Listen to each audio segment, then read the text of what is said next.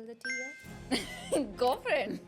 My flying experience is something, which I always cherish. I really want to inspire new people of what experience I had. I feel like we probably don't know enough about what do the cabin crew really do other than what we get to see. What people see is just 1 or 2% of what is actually happening behind the scene. Customer service is something which comes secondary. Our first priority is always safety and security. Can you tell me a little bit about how does one get into this field? I've heard a lot of myth where people say that you need to be very tall, you need to be very fair. They're not looking for perfection. They're looking for people who they can actually mold. How well is an airline genuinely prepped for an emergency? You're made to do a drill in the flight where you actually have to scream the command and evacuate the aircraft in 90 seconds. How many people do you think are genuinely listening to these emergency instructions? I will do my job because my job requires for me to tell you what this emergency is. If they don't listen to it, Have you had any bad experiences? imagine I could hear him who's sitting around 20th, 19th row something, and I could hear it in the front row. It was so embarrassing. You tend to learn what patience is. You tend to learn how to calm yourself. What was the most fulfilling part? I think I've enjoyed the most. And more than me, I think my family has enjoyed the most. So as your seniority increases, your salary packages also increase. So when it comes to BrandCrew Aviation Academy, can you tell me what is this place doing differently? We have experienced set of trainers who are experienced in aviation industry. Do you think it's worth it, and would you encourage people to kind of take up this career path? It was not my dream to be in part of aviation, but after joining, it's like a fantasy world. Hi, Princey. Hi. Thank you so much for taking this time and talking to me and having this conversation. I'm very excited to talk to you and get to know about your story and your career path and all of that. So, welcome. Likewise, thank you for inviting me over. For sure. I want to start off with your name, Princey George. I mean, I love the ring to it. What a name. So, tell me more about you. Where are you from? What do you do? And how did you get to where you are right now? Okay, a quick introduction of myself. My full name is Princey George Kannat Tusheri. Oh, wow, okay. So I'm basically a cocktail. I'm a half Keralite, half Mangalorean, but born and raised in Mumbai. To be honest, before aviation, I was into dance. So I had my own dance studio. I had my own dance troupe named Grab All Beats. And then I stepped into the aviation industry where I flew for over 12 years. And after my aviation career, I chose another path, which is cosmetology and trichology. So I worked in many studios and clinics apart from that. And now an aviation trainer with BrandCrew Aviation Academy. Wow, I mean, that sounds like a full loaded career. I mean, I love that it's so different. Each of your ventures are so different from the other. I mean, I have to be honest, I don't think I've ever, now that I think about it, I don't think I've ever sat down and actually had an in-depth conversation with a cabin crew member. So I feel like it's going to be very exciting to know all the stories that you have and what happens on the other side of this whole flight journey, So I'm excited. Should I spill the tea here? Go for it. Okay, so let's start with your origin story. So, how did you get into doing this? Was this always a dream? I know you said that you had a dance studio before. So, clearly there was, there was a journey to get to aviation. So, what was that like, and what was your story? I was enjoying my dance life. One of my friend was going for an interview. Trust me, I had no idea about aviation. I had not sat in the flight before that. I didn't know what aviation was all about. I just went for a Skype interview. We both got selected. I went for the further rounds to Delhi. However, she ditched me. Oh. Okay, so she was supposed to join me, but she's like, I'll come in the next flight. I said, okay, fine, but she didn't. And that's how my journey started. So I thought maybe a year or two that I'll be doing this, but I didn't know how this 12 years passed by. And trust me, it's one of the most beautiful experience that I had in this 12 years. And if you tell me, I would love to go back to that days. And 12 years is a long time. I mean, that's like a big chunk of You your... become too comfortable, You know a lot of things. You subconsciously, you know everything what's around happening in the aircraft. You know how to deal with customers. Trust me, I was a prankster. Oh, really? Okay, so I used to have a lot of fun with the passengers, with the crew. My flying experience is something, which I always cherish. And when I recollect and think about it, I really want to inspire new people of what experience I had Right, through right. it. So I think this is a great platform to tell people about it. most people, and to be honest, including me, I feel like we probably don't know enough about what happens. Like, what do the cabin crew really do other than what we get to see, you know? So I feel like what we get to see is the cabin crew lays out the safety instructions, the emergency instructions, and then, of course, my favorite part, like when the food comes out. So, you know, we're all waiting for that part. So, but can you tell me what really happens beyond all of this? What are like the core responsibilities of the cabin crew members? What people see is just 1 or 2% of what is actually happening behind the scene. So, as a cabin crew member, primary responsibility is not serving tea, coffee, or beverages. There's a lot to it. So, if you ask me, we go to a rigorous training of 3 to 4 months where we are trained on safety aspect, that is how to evacuate the aircraft in 90 seconds, the fire drill if there's a fire on board, how to deal with turbulence on board, how to administer first aid to a customer in terms of CPR or even giving birth on board. Are you serious? Yes, Oh my God. absolutely. We have been trained on those aspects. So when you tell me crew are only, there's a perception where we say crew are only as a glorified waitresses, but they actually don't see the behind part of what they go through. It looks glorified, isn't Exactly. it? We get to stay at a good 5-star hotel, travel destination, but there's always another part which people don't see it. Right. So when you talk about cabin crew, they are trained first aiders, they are firefighters, they evacuate the aircraft on time, they make sure the flight is taking off safely, keeping in mind customer service. Okay, so customer service is something which comes secondary. So if we talk about services, it would probably be a secondary thing, a complementary thing from an airline end. Our first priority is always safety and security. I mean, I didn't know that. I mean, I'm sure like I was aware of like the safety angle of it, but I did not know to the extent of like you're actually prepped to like handle delivery, like birth Yes, on we are. the There's flight. an entire chapter. We've been trained how to do that. It's actually very scary, but we have many pregnant ladies who travel on board and who give premature birthing. To be honest, even I had such incidents on board. So it's you never know if there's a doctor on board, Yeah, not yeah. there. So we have to be trained for all these aspects because these are very delicate and sensitive things. Yeah. So yes, we are do trained on that, but people don't know about it, and that's okay. I don't think so. We are there to justify it to people what we are there. I think money and stay says it all.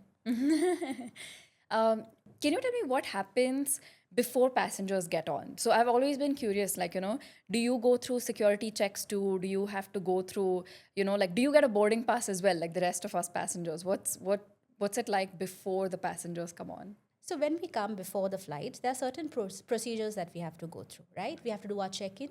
There's something called as BA test. That's your breath analyzer test that happens every flight. In domestic, it's mandatory. That's in India. Every flight before you have to do your BA test. So we do that procedure. International, it's not mandatory. It's a random check. But from domestic, all your departures from your has to undergo the BA check. So we do that. We have certain documentations and license that we check, and then we go to the airport. Okay, we have to clear the security how the passengers do. Yes, there are few airports which have a separate line for crew members. Okay, because we are always in a hurry. We need to reach the place on time. We can't be standing in the big queue. So we go for a priority check-in. We go to the airport, clear our security, go to the aircraft. We don't have a boarding pass because we have something called as AAP. That's airport entry permit. It's valid for a year or two depending on the validity period. So you just show that to the CISFs, that's your security person, and you go to the aircraft. But before a passenger enter the aircraft, there are certain things that we have to do. Firstly, we have to make sure all the equipment, your safety equipments are standardized. As in, they're working properly. Is there any defect? Anything that has to be replaced? All your jump seats, your passenger seats, everything has to be properly scanned and cross-checked. Once we are done with that, a catering thing also happens simultaneously. So where your food and everything is loaded. As well as we make sure the fueling and refueling procedures are also followed at that particular time. And then the passengers are boarded after the clearance from the cabin crew. Got So it. the cabin crew has to give clearance to the grounds team. The ground team will then pass it on, and then the approval has been sent. Got it. Wow. I mean, that sounds like a very rigorous, long procedure before we. Yes. So we all usually enter. report 1 hour prior Okay. to the airport to do all these formalities before every flight. Got it. For passengers, I know one of the things which is really annoying is the baggage limit. There's always like a, you know, every time I'm like packing my bag, I'm like weighing it after every 5 minutes. do you have to go through something like that too? Do you have a baggage limit, or do you have like, benefits of like how much you can carry? No, we don't have any such limits. Oh, wow. Okay, but we are given a stroller from the company end. Okay. How much would you stuff in also? So yes, we do have to carry a mandatory things like for extra uniform, your makeup kit, to all these basic necessities, to extra clothes if you're traveling on a layover, a formal set. All these are basic necessities which you have to carry. But there's no limitation as such for crew. Okay, got Okay, it. there are, if you're doing international layovers, you're allowed to carry 2 stroller bags, depending on how many hour layover you have. 2 days, 3 days. So depending on that, you can carry, but there's no weight limit as such. Interesting. How does the visa work from like country to country? Like, do you also have to apply for visas? Is there like a possibility that your visa got rejected and that's why you're not able to fly there? Or again, like, are there exceptions being a cabin crew that you just have like a getaway pass to like any country on like here? So our schedule is already decided, right? We get a full month roster. According to that, imagine so many stamps in your passport. You will exhaust that in 1 or 2 Yeah. months. So now what we have come up is we have GD, that's General Declaration of Form, Okay. which a DGCA, that's the main body head that gives you. So each crew will have their name and declare what they are carrying. As in, if they're carrying anything valuable, all that things will be declared in that form. And whoever's operating that flight, entire set of crew's name will be mentioned in that form. And then that will be signed and stamped by the company. So that is like your visa. Okay. Okay, so Got we it. don't have any stamp or immigration or anything. Yes, we do need a general declaration, and that general declaration is like everything for you. So you can't afford to lose that, because if you lose that, then you will be deported back. Oh, damn. Okay. Okay, so that's one thing. So whoever's in charge, maybe the PIC, the pilot in command, or the lead cabin crew will maintain these documents with her. So we just roam on GDs. Got it. Okay, I'm curious about like the education and the pathway to this career. So, can you tell me a little bit about how does one get into this field? Is there like an eligibility criteria, and like what are the initial steps that somebody should take to get into this field? I've heard a lot of myth where people say that you need to be very tall, you need to be very fair. Yes, that's one aspect to it. But I think the criteria here is you need to be 12th pass, right? You need to be, for male, it has to be at least 167 centimeters height. And for female, it is 155 centimeter. Okay. Apart from this, they are looking for your communication skills. They're looking for how good you are in learning certain things or adapting new things or working under pressure. So they will Okay. put across questions to you, which will be scenario based, to see how quickly you think or how quickly you react to certain scenarios. They will check how your personality is. Okay, so it's not only about looking good. I think there are other aspects also. They check your communication skills, your confidence, how you carry yourselves, and adaptability to whatever they teach you.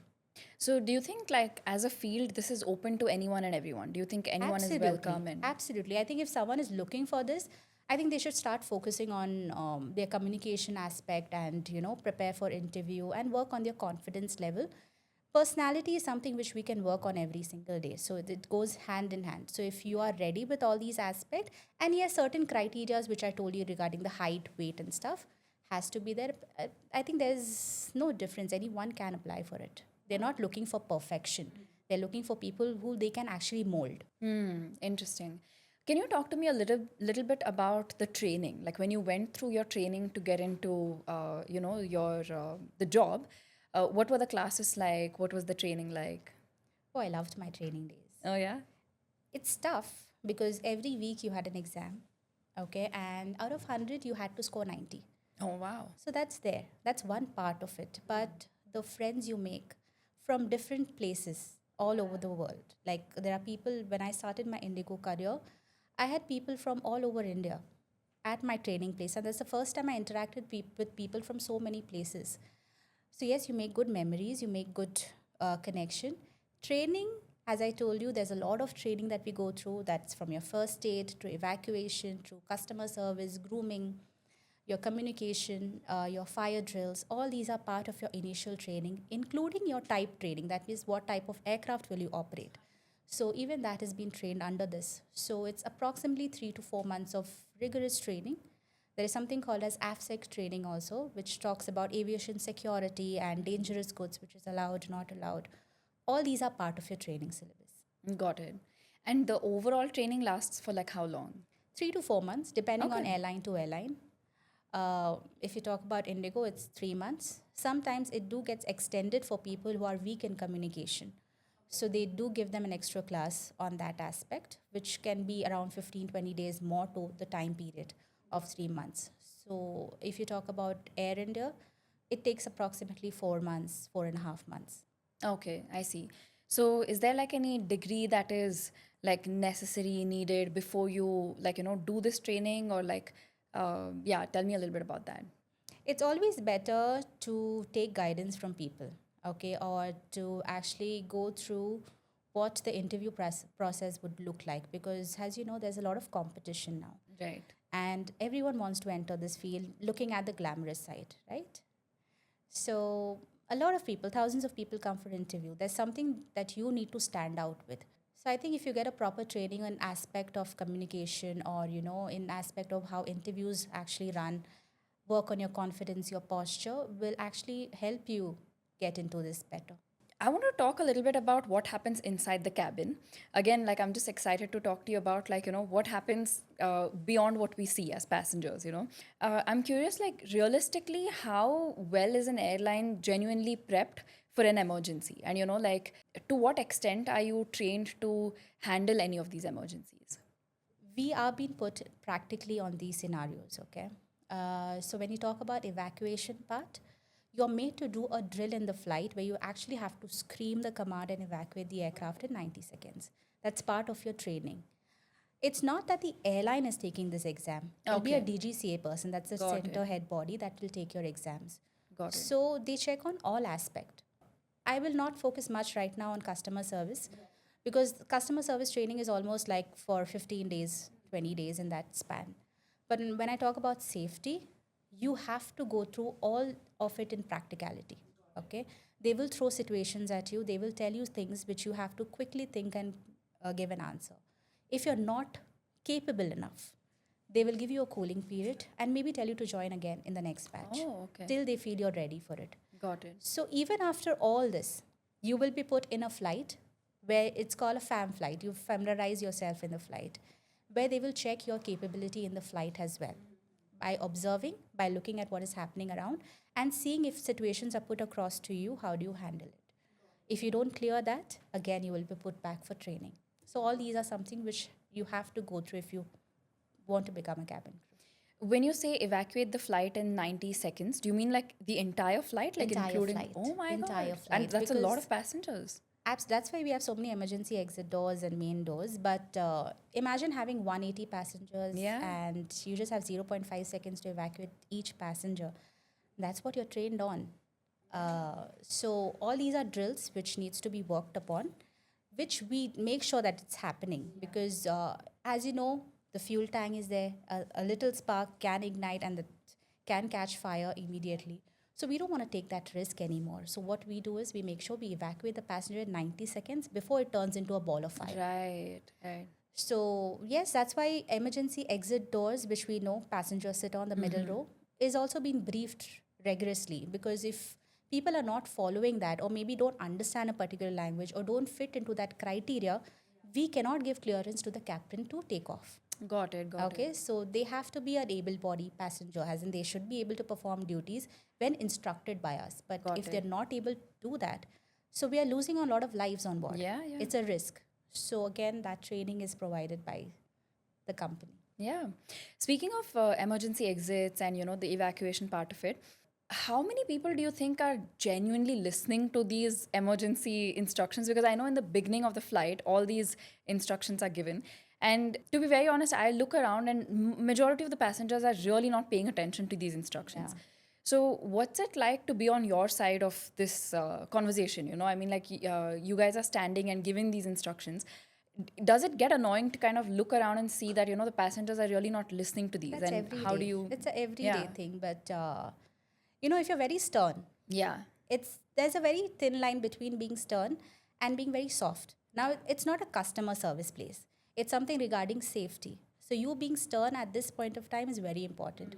So it depends from crew to crew. If you tell me personally, I was very stern at that particular time when it's related to safety. I made sure people heard what I'm trying to say. I made sure people understood what I'm trying to say, because I would ask them at the end, if they've not understood anything, please tell me. So if someone was in their phone, distracted or anything, I made sure I tell them to be quiet for at least a minute till I finish my entire process. But there are few people who are a frequent flyers, and they know everything. So they really don't care. Yeah. Okay, they just over here and they just want to do something of their own. But you know what? When something wrong will happen, trust me, I can go out from my first door. Yeah. Who will save you? Yeah. Okay, so I think it's up to them. Our Yeah. responsibility is to train and to tell them what exactly it is. If they want to save their life, they will listen to it. Yeah. Otherwise, it's up to God. And is that something that bothers you? Do you kind of feel like, oh, I wish people paid more attention to this? Or is it become a part of your routine where, you're like, oh, okay, till an emergency hits, I know these guys are not going to listen. And when it actually hits, then they're going to be like, yeah, I wish I paid attention. Especially when you do Goa, Bangkok flights, Yeah. they're all in the chill mode. Yeah. Yeah, they don't want to listen to you. Yeah. Even we go in a chill mode. Yeah. So you have to switch. So again, I go to that mentality. I will do my job because my job requires for me to tell you what this emergency is. So I will tell them once. If they don't listen to it, up to you. So Yeah. I will save myself. You see yourself. That's it. You have to save the passenger's life till you feel your life is in danger. Oh, Right. okay. The company is not giving me a recognition, right? Yeah. Why would I sacrifice my life? I am not joined army or navy, right? Yeah. I have joined as a cabin crew member, so I will save till the time I can to my possibility. Then I will save myself, right? So I will save. But by the time that emergency row person comes in front, the aircraft's already under fire. Yeah. So I will evacuate before he could. Yeah. But yeah, I mean, like, scary situation, right? Like, it's all fun and games, still it's not. And like, that's the scary part.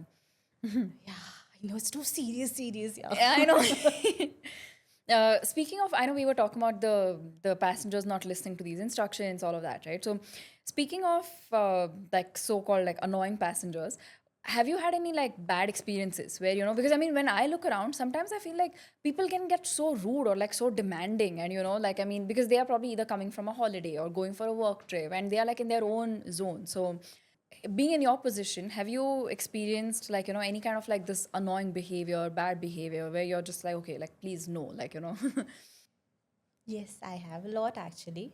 I had an experience where it was too hot. Okay, the ACs were not on. It was too hot. We didn't take off yet. And we were grounded because of the air conditioning system. Passengers were on board. It's obviously very hot. Anyone will lose their mind. So I remember one passenger from behind, I'm making my announcement, welcome announcement, and he gets up and he's like, "You bitch." And I just look at him with a shock. Imagine I could hear him. He was sitting around 20th, 19th row something, and I could hear it in the front row. It was so embarrassing and so humiliating at that point of time. I didn't say a word to him. I just looked at him and I smiled. I said, you know what, now it's under my control because he's done something which is not supposed to be done. So I kept calm. But he kept abusing, kept doing this. So I said, okay, fine. Let him do whatever he's doing. I just called up the captain. I said, listen, captain, I need to offload someone. Are you serious? Yeah. Oh my God. He's like, what happened? I said, he's getting too abusive and I think I'm being threatened. So he's like, are you serious? I said, yes, I am serious. I will look after the formality later, but I don't think so. I want to operate a flight with someone who's abusing me constantly because I will not be in the mind frame to operate a flight. And it's safety concern. So he's like, okay, fine. So we took the aircraft back. Whoa. We offloaded him. I declared him unruly. There was security called. That. As a crew, you do have a power to show it at the right time. Yeah. You can lose your mind, you can lose your calm. But you know what? After that, there's a sense of satisfaction that you get that, what, you mess with us, we know exactly where to, get you down at. So it's very obvious for someone to lose their calm. I take it as a joke. Like, you might do whatever, but there were times where I have lost it too. I have gone into a verbal conversation, verbal abuse with a passenger on board because of certain aspect. Okay, so yes, there are certain incidents like this which do happen, and the training just helps you. I think with time, with aviation, you tend to learn what patience is. You tend to learn how to calm yourself. in the flight, okay? And that entire frustration actually comes out later on your loved ones. That's the fact, if you ask me, because there you're the calmest person, you're the sweetest Yeah. person. As soon as you're out of the aircraft, you are like a split personality. You know Aparajit, right? Yeah, you're that. Oh my God. Yeah, that's crazy. I mean, we've talked about like, the hard parts of this job. Can you talk to me about what are like some of the positives overall when you look back on your journey, the 12-year journey? What was the most fulfilling part? Do you overall feel like, there's a sense of satisfaction, a sense of accomplishment when you've, spent these many flights, these many hours? So talk to me about that. Best part, if I would say, is free traveling, okay? As a crew, you would get the freedom, you would get the leverage of going destination by just paying the tax amount. Or, Okay. there are sometimes a full fare which is paid by the company. Or you can choose a tax amount. That means you just have to pay a tax amount and you can travel for free, right? So I think I've enjoyed the most. And more than me, I think my family has enjoyed the most because my brother would every second weekend be in Goa because it was just 500 rupees. Oh, wow. Oh, Yeah. because of the benefits that Yeah, you are because getting. I and including my parents and family would get it. 5 members would get it. So every second weekend he would be in Goa. It's Oh, just wow. 500 rupees. A Friday he would leave, come back on Damn, I Sunday. didn't know that. Like your So tickets just are the like tax 500. amount which Got you it. have to give. That's it. So I think that's the best part.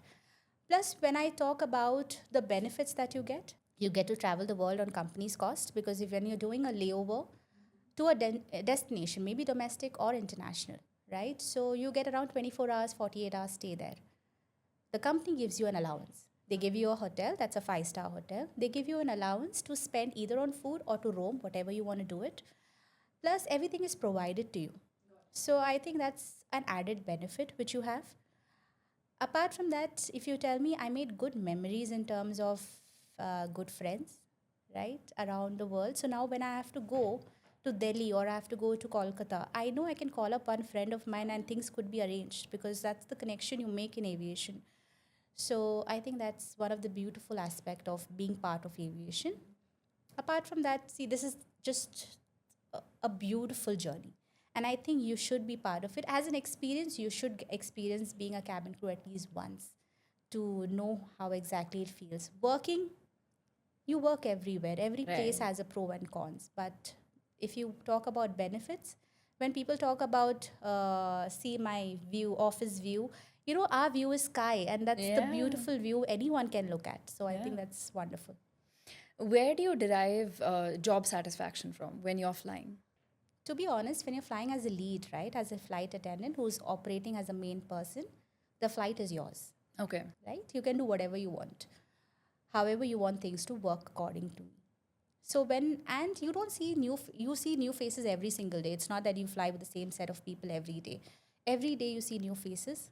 So that becomes a little challenging though, but it's actually fun because now you're the boss, right? Nobody's there to question you, nobody's there to tell you anything. You can do anything on your own. So I think that's one of the best thing which I looked forward for. And plus I would love making announcements. Okay, that was one thing which I would look up to because holding, standing in front, initially I was very scared, but then I would look forward to standing in front of the entire people and making an announcement because it gave me a confidence. It gave people the assurity to trust me, or maybe I was assertive about certain things that was happening. So I think that was something that was helping me push through it. And then the recognition, and you've worked for so many years in this industry that people actually know you and they want to operate with you. They look forward to flying with you. And I would get notes from people. I would get messages from people. Oh, we are operating with you. Can we do this flight together? So that's best part about this Nice. industry. Yeah. You talked to me about the training part, right? And how all of the training procedures are like, and all the medical things that you're trained on, etc. I'm curious to know what's the financial burden on the students? Like, how much does all of this cost, and what's the payoff like? When you enter the job market, how much are you actually making after having gone through the training? When I joined, there was no payment actually. Okay, we just had to give a blank check, a Okay. cross check. That's basically the thing which we had to do. So there was no payment as such. But now the airlines are taking money. So Okay. I think it's 50,000 few airline. There's a lakh on few airlines. So depending on airline to airline. That's what they initially take you for your training period and everything, right? Apart from that, there is no much cost when talk about airline aspect. Okay. Okay. When you start flying, my salary was very different because we were in the old contract. The flying hours were not as much as it's now, and our salary was pretty much very good at that point of time. When I talk about right now, I think the basics have changed. When I talk about domestic sectors, I think the crew, who are the junior most, they get approximately for 40 hours or 50 hours, they get approximately 35 to 40,000. That's for only 40 or 50 hours, depending on your contract. So as your seniority increases, your salary packages also increase. So I think if for a lead, if you say they have around for 40 hours, they have around 80,000. Okay. Okay. Plus you do, there are certain hours that you can fly. Like for in a month, you can approximately fly for 115 hours. So in that 115 hours, you don't fly actually 115 hours. They cut short to 60 hours, 70 hours. That's it. What do you mean? Like, why does it cut short to? Because we actually calculate the overall flying experiences. Okay, Okay. so in a month you can do around 115. Like in 90 days you can do 300 hours, and in 1 year you can do around 1,000 hours. Is the limitation for us, because we need to see the rest period, we need to save other people are getting the opportunity, so a lot of things are look into consideration. So if we make them fly in 1 month only 100, by the end of 12th month you have crossed your limitation, right? They'll cross to 1,200 or something, so we just keep a bar cut to it. Plus the flying is a little exhausting when it comes to doing so many takeoffs and landings. So considering all that, they limit it to only 50, 60 at present, depending on what sectors they're doing. Got it. How many flights do you take back to back? I mean, like if you've had already one flight, what's the rest time before you are on another flight? It depends on what hours you're doing, okay? Okay. It's too much of technicality. It's more like an FDDL, that's flight duty limitation. That's one of the topic which we actually teach them. So if you do till 8 hours is your duty period, like your flying time is only for 8 hours, that's takeoff and landing. You're legal to do 6 landings. Oh my God. Like back to back? Back to back. You can do 6 landings if you are in the bracket of 8 hours. If it exceeds for more than 8 to 14 hours, then you're legal to do 3 landings. More than 14 hours, then you can do only 1. Yeah, okay. That makes Because sense. it's a long flight, Yeah. so you can do only 1. So it depends on how many hours you do in a particular flight. Yeah. I mean, that sounds exhausting because as a passenger, one landing and you're done. You just want to go home and sleep, but you're like back to back, like 6 landings. That sounds like hectic. But I don't think so there was a time where one airline was actually making someone do that. But then the GGC intervened and they're like, it's too exhausting. So they've cut down to 4 or 5 right now. The legality is 6. They can do 6. It's no restriction on that. But as a human aspect, we have kept it to 4 or 5 landings at present. This is basically for short sectors, okay, which the ATRs operate, the smaller aircrafts which operates into a local regional aircraft. For example, if I choose Bangalore to Chennai, it's a 30 minutes flying time. So in that aspect, you actually can do 6 landings because it's just 30 minutes of flying time. Got it. Overall, like when you look at your journey of like, the entire 12 years, do you think it's worth it, and would you encourage people to kind of take up this career path if they are, kind of just starting out in their career? Yes, absolutely. As I said, this is a beautiful journey. A lot of things to learn, a lot of people to meet, a lot of cuisine, culture to explore. So I don't think so any other job offers you this, okay, where they pay you, where you can explore their culture, their religion, their tradition, their cuisines, get to meet people from different backgrounds, travel. Everyone's thing is to travel the world, right? Yeah. But here you're getting free of cost to travel the world. And why not? And the only thing you have to do is to serve. Yeah. Safety, as I said, doesn't happen every single day. Yeah. Security doesn't happen every single day. There's not going to be a day where every day you're facing something which is going wrong. There might be days which will be amazing for you. So if you consider that aspect, then why not choose this career where you get to travel the world, you get the money as well, you get to stay at 5-star hotel and live your life. Yeah. If you had to do it all over again, is there something that you would do differently? And is there something that what I'm coming to is like future aspirants, what's an advice that you would give them based on your experience? To be honest, when I started my career, I was too weak in communication. Okay? Okay. Very weak. I would be too hesitant to talk to people. I was not confident at all. I would, tell other people to handle certain scenarios. I was not confident to speak to my seniors. Or even if something was actually going wrong, I would just overlook and, I said, I can't. Maybe they'll say something. Aviation has taught me how to be confident and how to communicate with people. And when you start talking to strangers, getting a knowledge of other people's aspect also, because you know what, in aviation you only talk to aviation people, but when you talk to customers from different background, you get the knowledge about their aspect also, what they are doing. I remember one flight where I was so actually many flight, but one incident where the lady I spoke to, she had a business of her own in Chandigarh, and she invited me over for a dinner. Oh, wow. So I and my entire set of crew went for a dinner because we were staying in Chandigarh that night. So we went for a dinner to a place. We had fun. We interacted with people from different backgrounds there. So I think that's an amazing part of choosing this. So if you tell me, I would tell people to actually start focusing on the aspect of, learning how to communicate with people, because right now aviation is hiring people who are already a little polished. Okay, they are not actually searching for people who are completely raw. So work on that aspect of communication and confidence. I think it's easier for you to crack an interview then. Yeah, makes sense. Coming to BrandCrew Aviation Academy, how did you come to be associated with the academy, and what's your goal with this association? BrandCrew just happened to me, okay? I was already working somewhere. Okay. I was working with a hair transplant clinic, and I just wanted to connect myself back to aviation. Indigo was offering me an opportunity, but however, I didn't want to change Bangalore and go somewhere else because Okay. they were telling me to go to Delhi and Chennai. So, and I wanted to still be connected to aviation. And I don't know why, I was just scrolling through Instagram and they just popped out that vacancy and stuff. So I just thought of calling them up and checking. I called them up. They told me to come at a particular date. I just went for it, and yeah, I'm here. It's going to be like a year now. Oh, wow. Okay. Next month, I'm going to complete a year with Brand Crew. And I think you're one of the instructors I'm an for the. aviation trainer. Yes. Got it. Okay. So I train cabin crew Okay. as well as ground team. Got it. And what's your goal with your classes and your teaching when you're teaching the students going forward? I actually want them to learn from my experience. I know what actually runs in the airport. I know how the scenarios are. I know how angry a passenger can get over certain aspect. I know how important a communication plays because I might have full answer in my brain, but I'm not able to frame it out.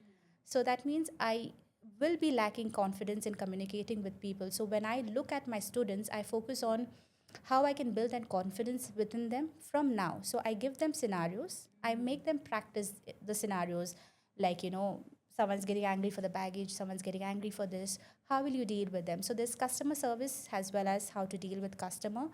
I train them for interview aspects. I take their mock trainings, as in their mock interview sessions. I guide them to how a personality is supposed to look like.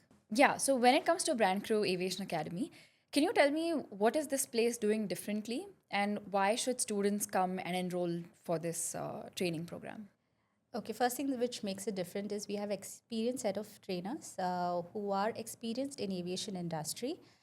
Secondly, we provide them placement assurity, that is throughout their career. So whenever they tend to lose a job in a particular field, we'll help them getting placed somewhere else. So that's the assurity which we give them. Yeah, got it. And how long is your training program at BrandCrew? Like when a student enrolls, how long is this training period? 9 months to 1 year. Oh, okay. And how does the enrollment process look like? I mean, like, is there a new batch starting? And if so, how can students enroll for this? I mean, is there a website? Is there a link that they should follow? There's a contact number which you can contact on. You can visit the Instagram page. You can connect with us through there. There are websites which you can connect us with. Apart from that, if people are working somewhere and they still want to pursue this, so we offer them online classes also. So we offer both online as well as offline. So it depends on your availability, how comfortable you are. So all these platforms are available if you think of joining Brand Crew. Okay, and I mean, my last question to you is there any message that you have for potential students, aspirants who are like, dreaming about this career and wanting to enter this career path, what's a message you would want to leave them with? It was not my dream to be in part of aviation, but after joining, it's like a fantasy world. And it gives you so much of benefit. Why don't you want to just be part of something which is giving you so much of benefit in terms of traveling, earning, exploring, not only you, but for your family members as well. Living a lifestyle, building up your personality. So, aviation not only helps you in one aspect.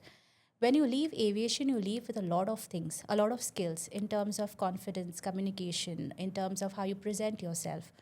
So it works overall professionally also, it changes your personality also, and it just, if you worked even for a year, there will be people who will actually notice the difference in you to how you present yourself. So I think that's an added benefit if you want to think of joining aviation.